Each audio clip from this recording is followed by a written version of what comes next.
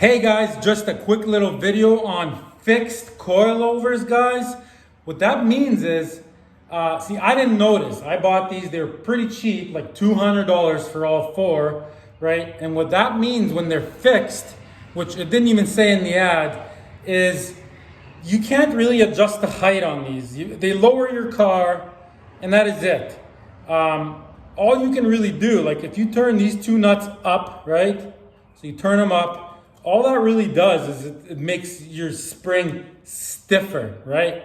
But if you want to like lower or raise your car, see, normally there's a third nut here, or whatever you want to call these things, right?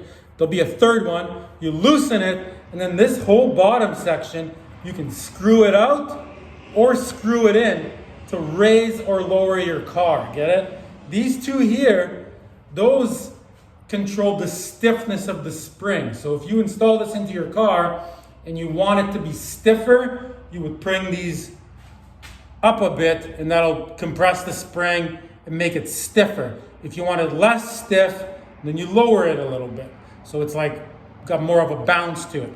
But if you want to raise or lower your car, this whole thing should spin, get it? Separate from this.